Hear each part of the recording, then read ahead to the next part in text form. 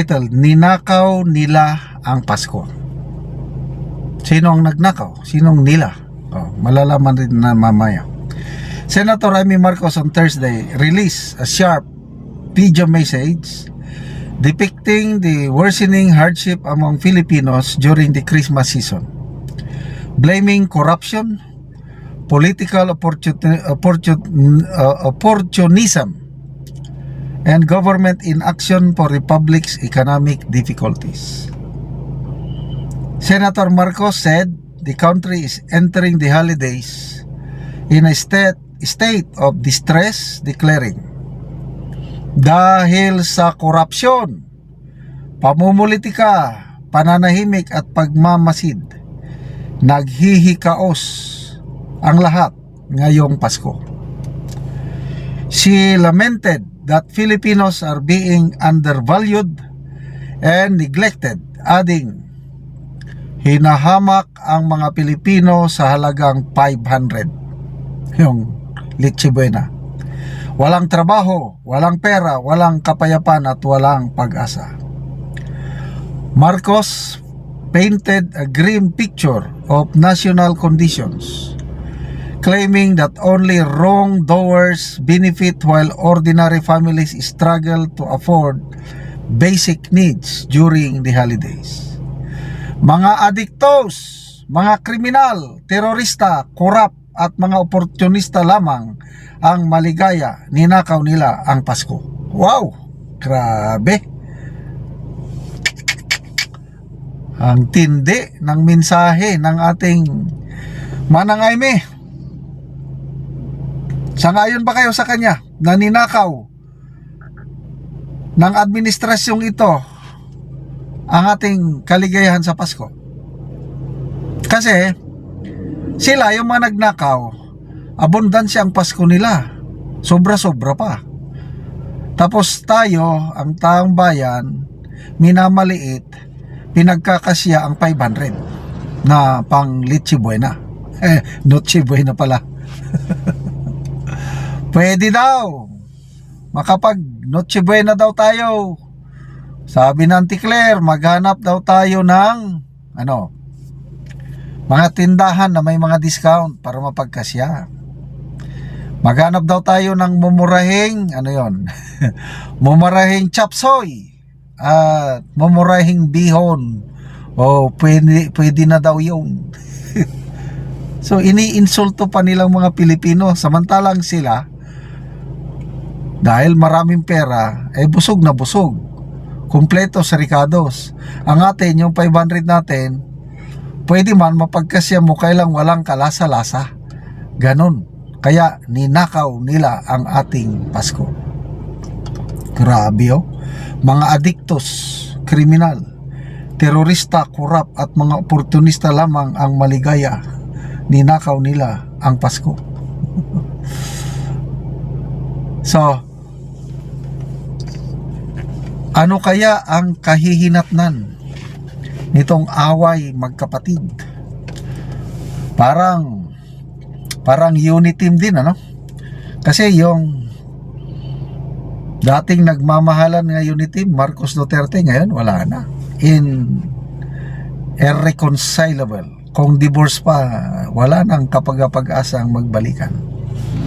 Tapos sasabihin pa ng palasyo, handa daw makipagdialogo ang Pangulo kahit sino man, including the Vice President, for the sake of national interest. For what? Bakit pa magdadialog? Pinakulong nyo na ang tatay niya . So, what's the use of dialogue? Pabalikin nyo muna si Tatay Digong bago makipag-dialogue si VP Sara sa inyo. Ano pa? Inagaw pa ang project ni Tatay Digong, Bukana Bridge. Pinaghirapan nila ni na VP Sara, Mayor Sara pa noon. Plinano, lahat-lahat. Sa kaswertihan nila dahil nagsimula ang lahat, naayos ang lahat noong 2023. Sinimulan ang construction, ngayong patapos na, December 15, i-open na. Ayan, legacy project daw niya. Ito ang reaksyon ni retired Brigadier General Orlando De Leon sa pahayag ni Pangulong Ferdinand Marcos Jr. na ang Bocana Bridge sa Davao City ay kabilang umano sa kanyang mga legacy projects. Ayon kay De Leon, tila mismong ang Pangulo na rin ang nalilito sa sinasabing mga pamana ng kanyang administrasyon. Ito ang sabi ni General De Leon, may 4 na legacy projects daw si BBM. Ayon sa kanya, inangkin niya ang Bocana Bridge at yung 3 pa hindi na raw niya maalala. Yun din ang tanong ko ano ba yung 3? Saan yung 3? Within Davao and its environs daw So kung 4, yes, sige na lang, ibigay natin sa kanya yung Bocana.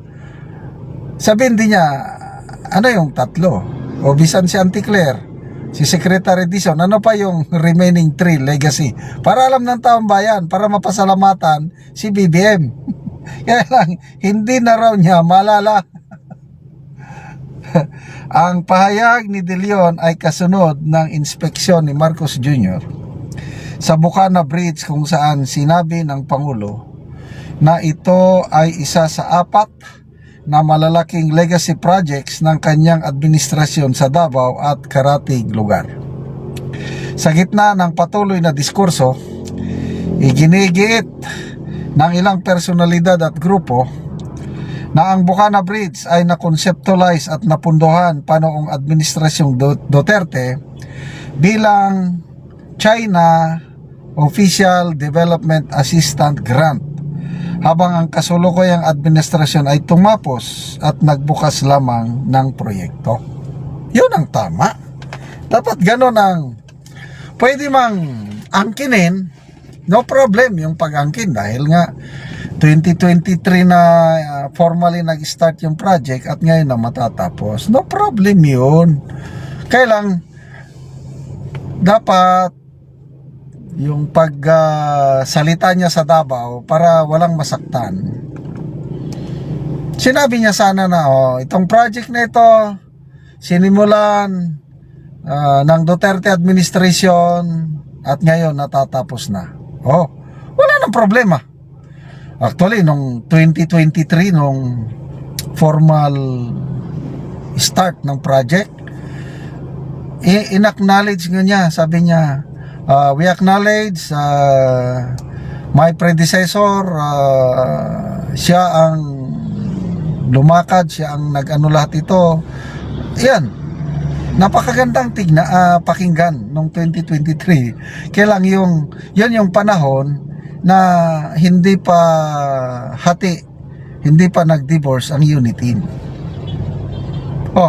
Bakit ngayon?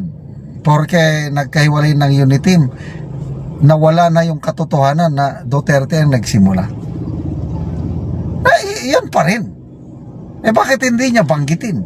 Bakit sinasarili niya na sinasabi niya legacy project daw niya? Sabi ng Auntie Claire, hindi daw. Hindi legacy, hindi daw gano'n ang pagkasabi ng Pangulo. Very clear na legacy. Ano bang legacy? Handumanan kung sa Bisaya. Pamana. Ang ipapamana mo yung sa iyo. Di ba gano'n yung pamana? Kaya may edad na kaming mag-asawa. Kinakausap na namin ang mga anak at apo. Itong mga lupa namin, na lupa na nabili namin kayo ang magmamana nito, sana pangalagaan nyo. Ganon. Sinasabi namin yung mga apo namin. Nako, yung isa, don't worry, Lola. When you're gone, I will sell all your lands. Ibebenta daw. Ano ba yun? Yan ang pamana, yung sarili mo, di ba? Bocana Bridge, sarili ba niya? Siya ba ang mula sa conceptualization, funding, paggawa, siya ba lahat? Hindi. So huwag niyang sabihin legacy.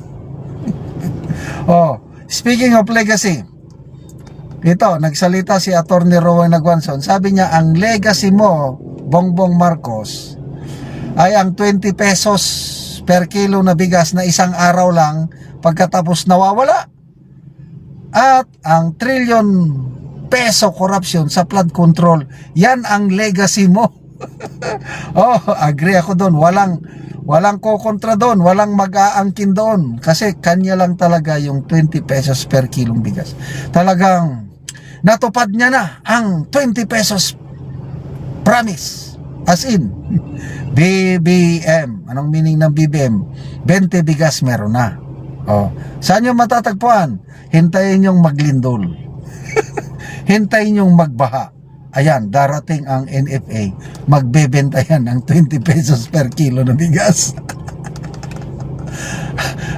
Gustong gusto ko rin sanang makabili niyan ba? Yung mga tinutulungan natin na mga Talandig tribe. Oh, di ba indigent ang mga yun? Kawawa. Sana kung makakita ko ng tig 20, ay papasalamatan ko pang BBM admin. Yung bibili kami, dadalhin ko yung mga tribong Talandig. Kasi ang laking tulong na yun sa kanila. Yung tig 20 pesos per kilo bigas. Kailan? Parang guerrilla. Meron ngayong araw na ito, bukas wala na ulit. Ganon ang 20 bigas meron na. Oh, yan ang legacy niya. Ano pa? Oh, yung trillion peso corruption. Yan, kanya lang talaga, wala nang ibang aangkin na siya lang ang may pakana. Oh, siya daw ang nag-whistleblower. Kaya lang sabi ng political scientist, it appears yung effort ni President Marcos na iangat ang kanyang public image, iangat ang kanyang administration by exposing yung flood control anomaly kuno. Mahiya kayo! Sa SONA, it backfired. Sabi ng political scientist Dr. Julio Tihanki. Kasi sa survey ng WR numero noong August, 35% pa ang satisfaction rating. August. Tapos ngayon, bumaba. 21% na lang, one of the lowest rating ng isang presidente. Kaya sabi ni Professor Clive Argelias ng CEO ng WR numero, he is becoming to be one of the most unpopular president.